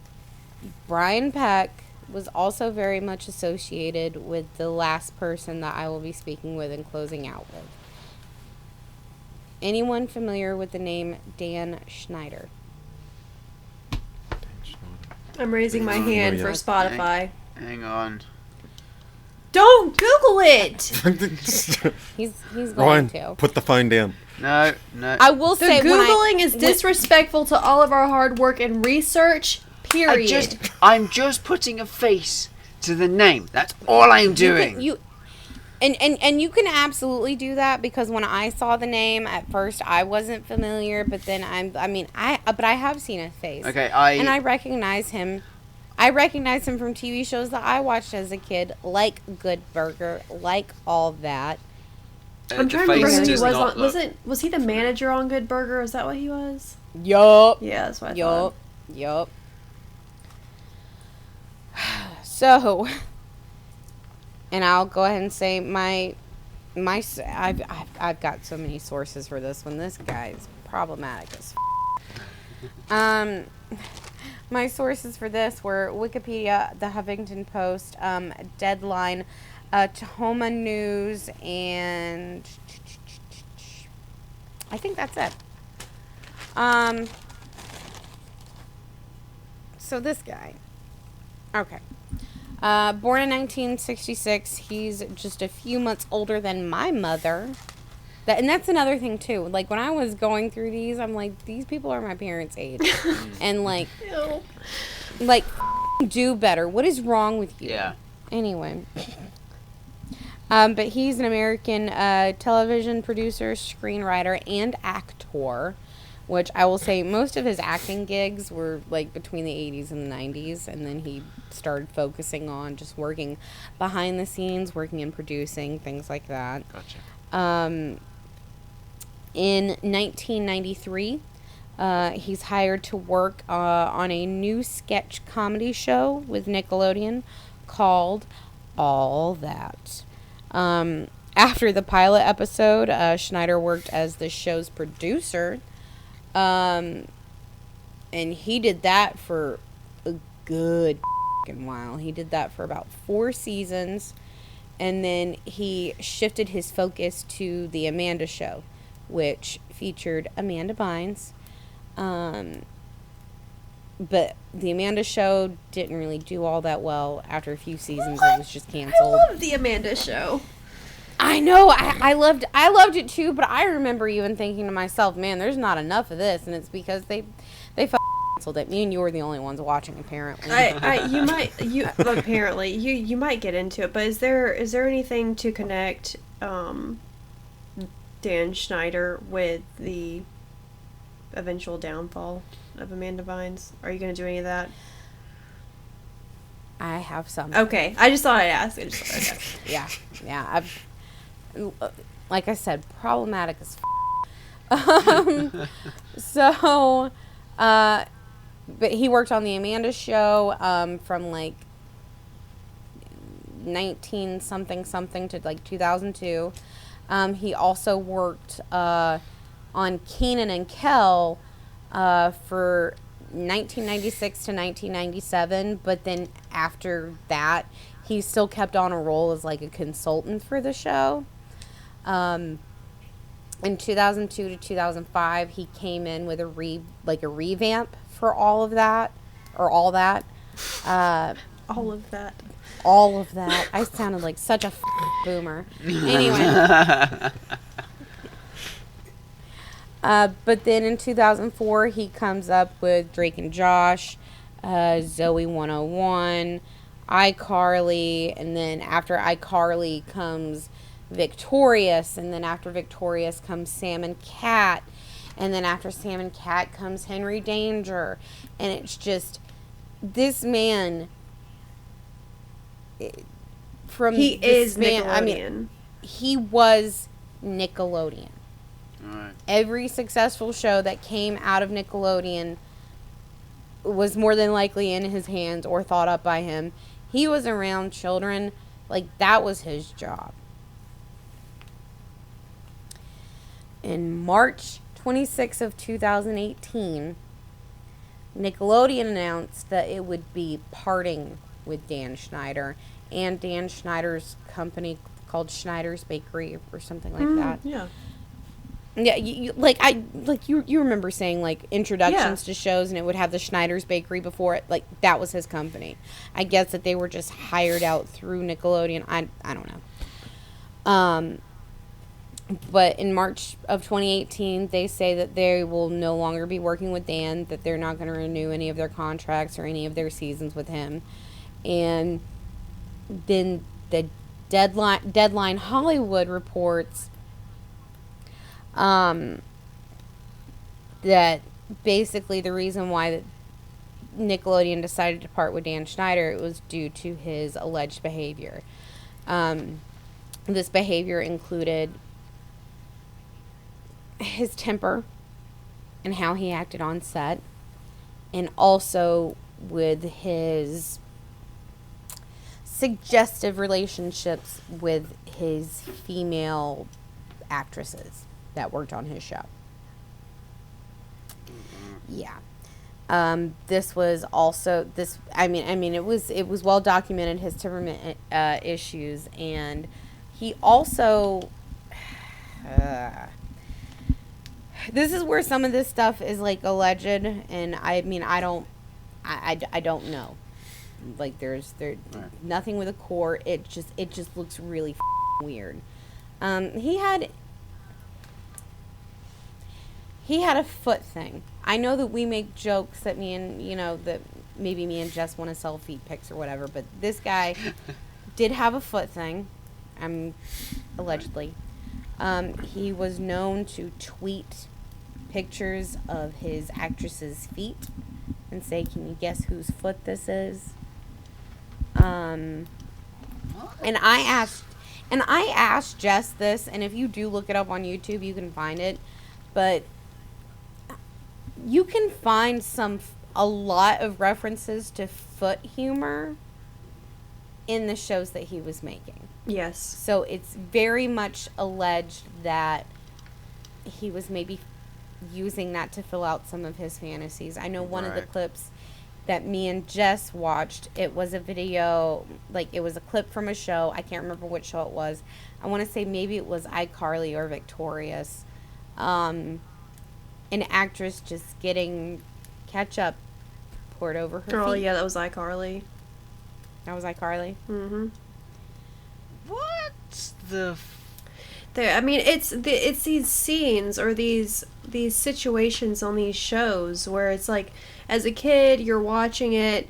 I mean, and it's like, oh, that's funny. Yeah, and to see it, just this one clip in this one episode, you don't really go back and think there's an issue here. There's a foot fetish in play with someone making this show. It's when all of these instances and these clips are kind of compiled together into one graphic that you see, like, just how many times that same humor, quote, was used within that show alone.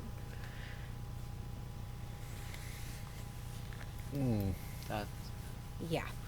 It's a lot. The thing that me and Amber watched, they had a little compilation of all these different, scenes and these situations where foot humor was in play in the show, and it's just like, oh my god, this is overwhelming. This is crazy. Something else. Yeah. It was, it's a little bit insane. Now, this is to go into some allegation stuff that I do not know.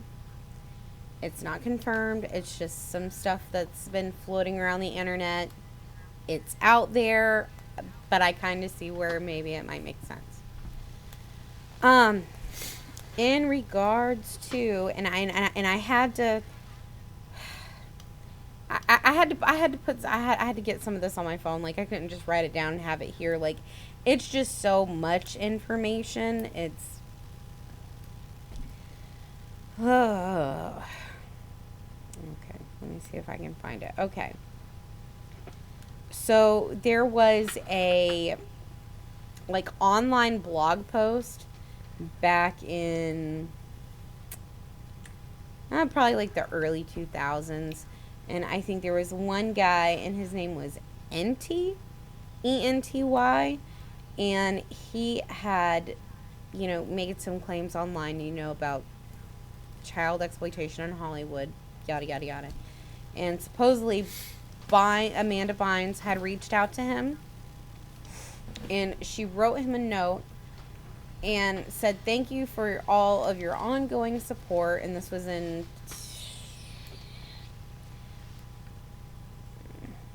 maybe this was like back in like 2007-ish, I'm not sure. "Thank you for all of your ongoing support. I don't know any of these men. I don't know how any of these men sleep at night. But if there's anything I do know is that what's done in the dark always comes to light. Sorry, I thought it was clever." And some of this doesn't make sense, what she's saying in her statement. And this is supposedly Amanda Bynes. Right. But in the message, you can't see it, what I see. But it's almost all in lowercase, but some letters are capitalized. Oh. When you read it out, it says Dan did it.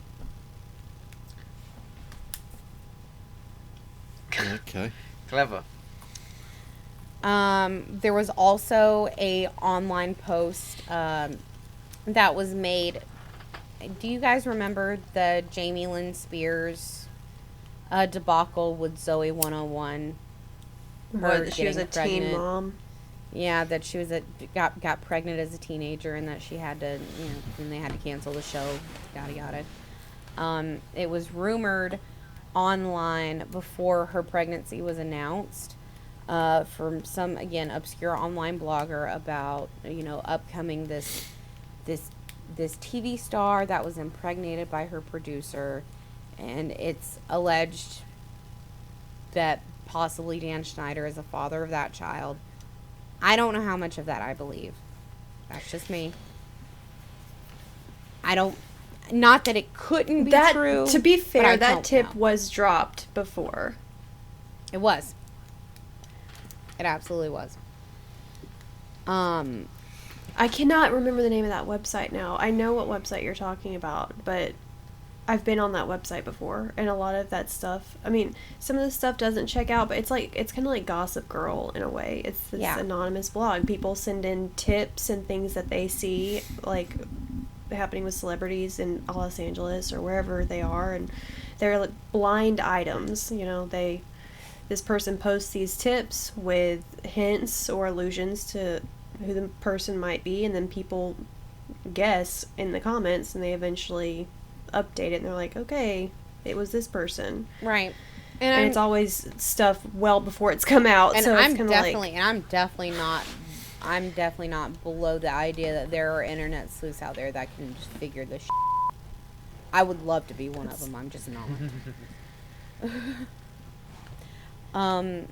Another indication that, some people, people were aware of what was going on. There was you guys remember the app Vine? Yeah. There was a Vine made by Jeanette McCurdy. She was a star on iCarly. And in this Vine, she's, like, pretending to have, like, this breakdown. And she says in the Vine, "Hey, Dan Schneider, I know you watch my Vines. Look what you've done to me." And, she's, like, in this strewed makeup, and she could have been kidding. She could have been not kidding. I don't know, but knowing what we know now, it seems very sus. Yeah, if she's making the effort to make such a this was in 2014 sort of scene with it. Yeah. There's if she put that effort into it, enough said, really. To me, it almost kind of sounds like she's trying to make fun of Amanda Bynes. Right. But then again, it's like the period of time, and so that's why I asked when, because it's so far in between. It's kind of like, well, why would you make fun of that so far after it happened? Yeah, no, but I don't know. He wasn't let go until 2018, but her Vine was made in 2014. That could have... Yeah. Started the ball rolling. And I will say that Dan Schneider was only let go after the termination of another person named Chris Savino. Chris Savino is the creator of Loud House on Nickelodeon. I don't know if you're familiar with that cartoon. I only am because of my child. But he faced multiple sexual harassment allegations and was terminated, and then that's when Dan Schneider was also terminated. Brian Peck, again, was also a dialogue coach on all that. I almost said it again. What is wrong with me?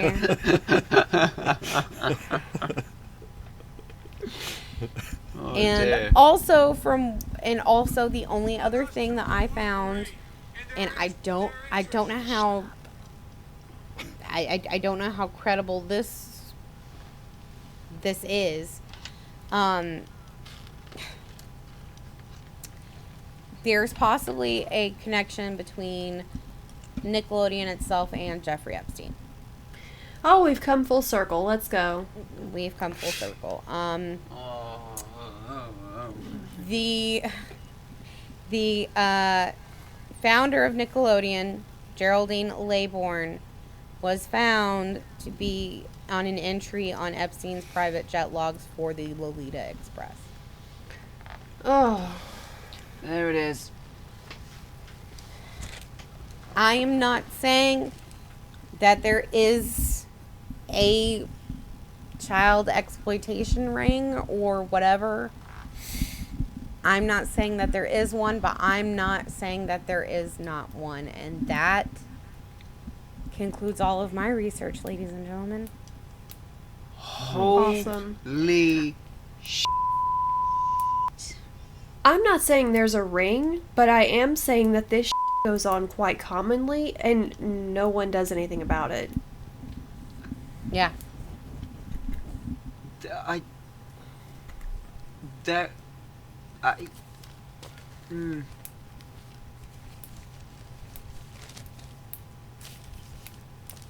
Yeah. Did we make you uncomfortable, boys? extremely. Zero Yeah. hesitation there. That I mean, It, there's always been in the background with exploitation of minors, of women in general as well, in the movie industry and TV and everything like that. yeah. Just didn't realise how much and how bad. And I mean, went. you would think, and I mean, Netflix released that Cuties movie. Did anyone see any coverage on that? I did, haven't. but Looks- I'm kind of torn on it because, from what I'm understanding, the version or whatever it was that was released on Netflix was a total of what the film was supposed to be. I read that the writer or the creator of it, she was trying to bring to light this kind of stuff in the entertainment industry. Like, it's supposed to make people uncomfortable, but Netflix kind of advertised it in such a way that made them look like perverts. Yeah, no, I have not seen the film. From what little bit that I've seen and some commentary that I've seen and some people who have actually watched it, there were just certain things in that movie that were completely unnecessary, and you shouldn't ask children whether they are professional actors or not to do certain things on camera. Which, I mean, like, but I mean, examples of that, I mean, there's so many ways to go around things, like with goodness, I'm going to get the name of this movie wrong. Precious. What's her name? Gabby Sidibe? I do or not know how to say her yeah, name. I know. I don't want to that up, but I mean, she played a minor in the show or on the movie without actually being a minor. Like, there's ways to go about it, and I don't know what it is with Hollywood, but from what me and Jess have been going over just the last couple weeks, maybe last week or so, I mean, depending on how intense our research has gotten, but I don't understand what the issue is, but I feel like there is an issue there that no one's talking about. I mean, how hard is it to make a movie without a kid? I mean, can you not just make movies or make a TV show? Apparently not. I mean, Like, God. why are people getting exploited and hurt in the process? Something is clearly not okay. No. And then you look at what happens to these people in the long run. It's like this kid that Victor Salva raped. He, from what I saw, for everything I saw, he still has not recovered from what happened back then. How could you? Apparently his mom has come to terms with the situation and, you know, forgiven Victor Salva, but he's still very damaged from it. And then the situation with Amanda Bynes, it's like, look at her. I mean, she's just this humongous kid star on Nickelodeon. Like, everyone knows who Amanda Bynes is. When me and Amber were, you know, preteens, teenagers, whatever, everyone knew who she was. And then She's was like, the Man is still an iconic film to me. yes, and I loved the British one. What was that one called? The one where she found out her dad was a prince. I love that movie.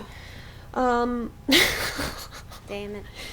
Oh God, but no, it's just seeing the long-term effects. It makes me wonder if there's going to be kind of a turn with Miranda Cosgrove eventually as she gets a little bit older, because that happened with Amanda Bynes. It's like, for so long you think she's just this normal young movie star, and I swear to God, it is like a switch flipped with her. It's just overnight, blink of an eye. She's normal one day, the next day she's gone off the rails, totally unhinged. And really, when you think about it, there are only few exceptions when it comes to child stars. A good majority of them end up massively f***ed as adults. Yeah. I think like maybe Hilary Duff is the only one that came out unscathed.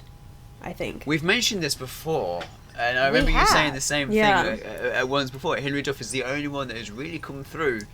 She's unscathed by that's it all. it. Yeah.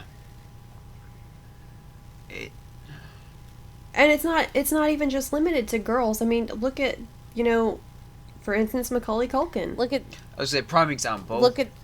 Yeah. I would say the Coreys. Yes, the Yeah. Coreys.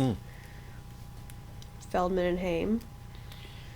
I just think it's a really broken and damaging system or industry for children to be in. I don't know why these people can't just do their thing, do their job, create their art without having to abuse children or rape children or exploit them in one way or another. It makes no sense to me.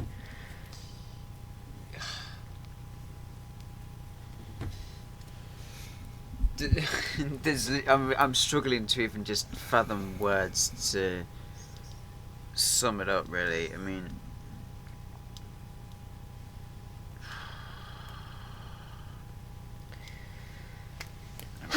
So that was our heavy hitting. Sorry to season be finale. such a bummer, man. well, no, I mean, to be fair, I originally thought you were still going with Pizzagate. So when you announced at the No. beginning that you were going to be doing this instead, I was like, oh, okay, maybe I'll feel slightly different. But I feel like I'm feeling worse than what I probably thought I would have been right now. Yeah, welcome I to the can club. guarantee that you are not feeling worse than you would have if we had done Pizzagate. Oh no, guaranteed. Yeah, guaranteed, definitely not. Pardon me. I mean, it's equally heavy, but I think it's the fact that everything that we have mentioned so far, for the most part, has been factual. It's not. Yeah. It's not just allegations. This is all there true. are real charges. Yeah. Yeah. With Pizzagate, that was just too treacherous of a topic. It's and it really especially was. with Yeah. the whole election stress right now, and it's that more and more has come out to prove that Pizzagate and Yeah. QAnon is really, it's a right-wing conspiracy to demonize, the Democrats in America, and the left side. So, I think, you probably would have felt a little bit worse if we'd done the Pizzagate thing, because there is some up with that. After hearing None of this, it I can true, imagine. but I don't. yeah. This was It just sucks because, like, again, like, I mean, some of the stuff that I discussed with Dan Schneider is, alleged and things, but I mean, everything before that, it was all there, and that the connections are there, and that it does not look good, but you also are looking at it and you can't figure out where all the pieces go. Yeah. It's I having just have like a really weird feeling about Nickelodeon now. It's like, God, what were all of my childhood shows that he had a hand in? Looking back, it's just like, it just taints the whole thing for me. And I mean, and especially like, if you can, absolutely get on YouTube and, look up the feet humor within Nickelodeon. It doesn't not add up, but Yeah. It's simultaneously hiding in plain sight, but also not hiding at all. yes. Yep. Yeah. I mean, it's there. Wow. So yeah. What a- Now, So happy this is our season- longest happy episode season ever. finale. Yeah. Yeah. Yeah. Have fun editing this one. Yes, Yeah, I'm so gonna sorry, have to Ryan. sit for over 2 hours listening back to all of this again. Wow. Who's ready for a drinking game? And then some. Yeah. Oh, I thought you were about to say no, and I'm like, you do not have work tomorrow, so I don't know where you think you're going. No, yeah, I'm not going anywhere except for the bathroom when we're done this. I've been wanting to pee since about the first half an hour that we sat down. I've been incredibly So sorry. Okay, well, we're gonna get out of here. I'll start a video chat. We'll play some drinking games. Oh my god, so that does, oh my god, That's that does it. it for this That's- season. Yeah, Season 3, baby! we made it through another Holy season. we have- You guys have put up with our for long enough. I know we're running on time, but I just want to say thank you to our listeners, because this season, I know I've mentioned it previously, but the trend has just continued to build as we Yes. release episodes. This season has been our most listened to and has. downloaded of any season that we've released so far. In 3 seasons, this has been the most streamed and listened to. So it's like, Yeah. obviously we're doing something thank right. you. Yes, we definitely appreciate it. A We are massive open to thank you. suggestions for, next season's theme, or, a topic for next season. We're definitely open to, because, we're still kind of unsure, as far as I know. We got a couple ideas in A play, few but, in the play, yeah. Yeah. Nothing for sure. Once again, nowhere in hell did I say Siri. Okay. I do want to remind our listeners, just because this is the end of the season does not mean that it is the end of content. In the time between this season and the next, we will have more content coming out to you guys. We might do a bonus episode, maybe not, don't know yet, but there will be no shortage of content coming at you guys regularly, as if we're, not on hiatus. So, yeah, keep an eye out. We're still gonna be around. Appreciate your support. Yeah, we're still going to be present. Be on the lookout for updates about season 4. I can no longer joke about being, picked up by the producers, because we're doing season 4. That's it. There's not an announcement. So, yeah, keep an eye out for the update on what the topic of season 4 is going to be. You can keep up with us on social media. Our Instagram is @jarred.podcast, and our Twitter is @jarredofficial. The Facebook link will be in the description for this YouTube video. What else? You can find us on Anchor, Podbean, Podchaser, any podcasting host, pretty much. So, Spotify, like Apple Podcasts, Google Podcasts, all the big ones. Let's see, what else is there? Oh God, I'm really gonna miss you guys. Not you guys, the listeners.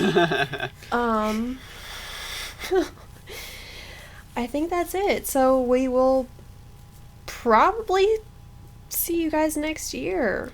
We should probably plug our sponsor. I was just about to say, we've not mentioned the Yeah. sponsors yet. I've been going so fast. We've been going for so long. It's fine. My camera's messed up.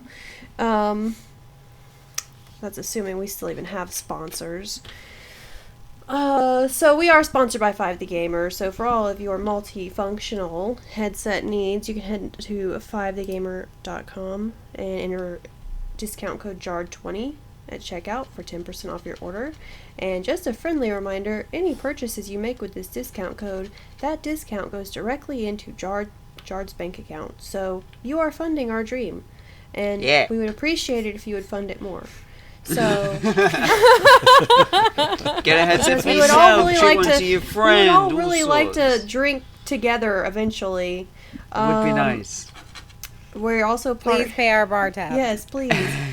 We are also partnered with X-Tiffy, so if you are interested in Grand Theft Auto and the outfit creation on Grand Theft Auto, then go to xtiffy.com, and she has some interesting components for some fun little outfits. But yes, please use our discount code and use it vigorously, because we're poor. So I spent my last $500 on this dress that I'm wearing, so please help. I'm just kidding. I was gonna say what? I would not let her. I would not let My her. I jacket promise. wasn't Who even the this much. says I would tell you?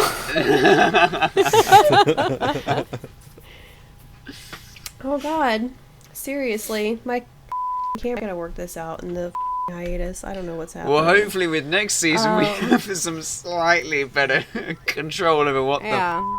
we're doing with the technology side of everything. Oh my God.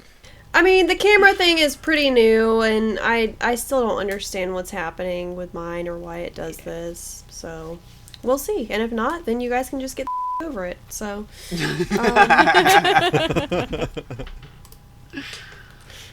well, we'll see you guys next year, and we hope you have a beautiful week. Sorry, I'm stuck on election night still. Beautiful week. And to Donald Trump, get well soon, bitch. Oh man. Catch you later. Have a good one, guys. Bye. See you soon.